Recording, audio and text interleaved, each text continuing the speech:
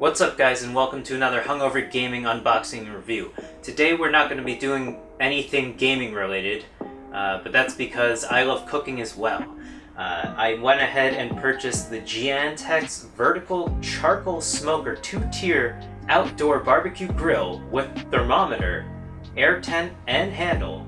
It's the black version. This is because I moved to a place with some outdoor space and I'm really excited to get cooking outdoors this year as the temperature is starting to get a lot nicer. I did some gardening and now I'm ready to do some cooking outdoors. So without further ado, let's get started with opening this bad boy up. Oh my god. What did I purchase here? Jesus. Ugh. Get this shit out of here.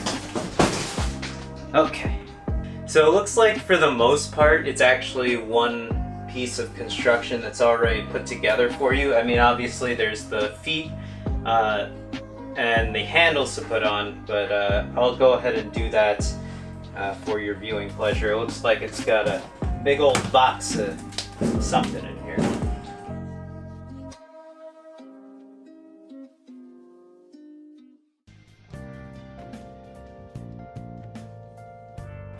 So as you can see, the Giantex Smoker has a pretty solid design. It has two compartments. The top compartment is where you place the food to be smoked, and the bottom is where the fuel dish goes.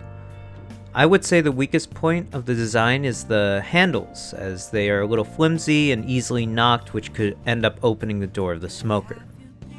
The Giantex also comes with two dishes that are meant to be used as a fuel source and a water dish in order to help regulate temperature inside the smoker and provide moisture. As for optimizing airflow, there are 4 vents which I recommend keeping wide open the entire time, as well as cranking open the bottom compartment a little bit, as you won't be able to get enough airflow for clean smoke to be produced with the door closed. Also, the built-in thermometer is not accurate, but when have those ever been accurate? Speaking of producing clean smoke, let's see how it holds up with a brisket and a pork butt. So I've got a 3-pound piece of second cut brisket here that I got from work, and I'm just gonna give it a quick season of just salt and pepper. I wanted to just figure out how to use the smoker and not doing anything too crazy with my seasoning for my first try in the smoker, and see exactly how it works out. As for the pork butt, I used a bunch of different spices that I had in my cabinet because I like that sort of seasoning on pork. Of course, you can use a standard salt and pepper with paprika and some brown sugar as well. I know a lot of people use that with pork. But on to the smoking.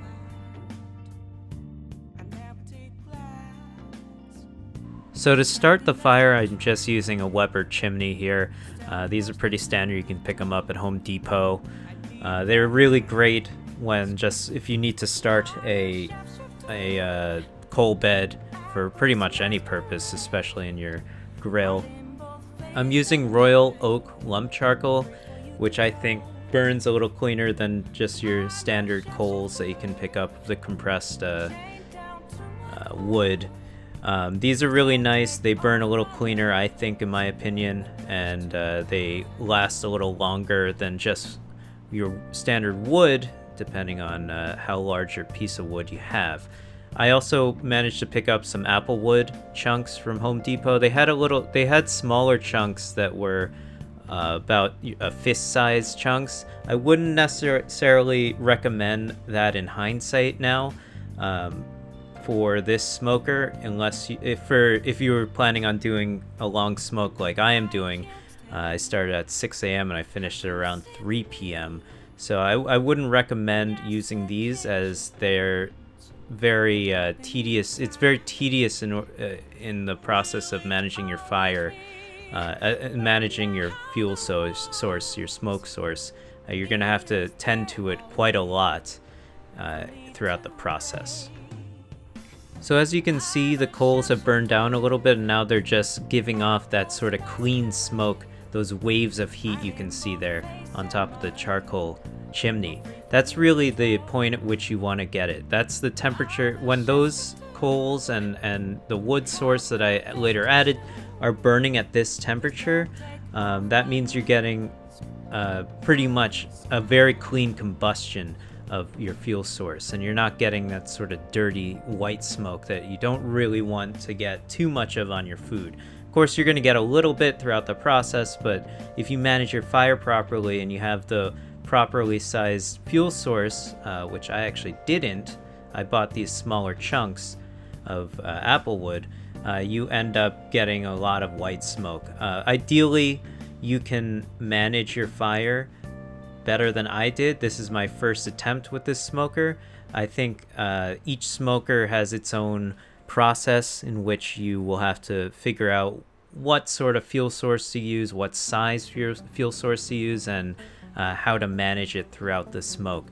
This thing is certainly capable of doing a longer smoke, as you'll see the product. I managed to get a pretty nice brisket and pork butt out of it, but of course that all comes down to fine-tuning exactly how you manage your fire.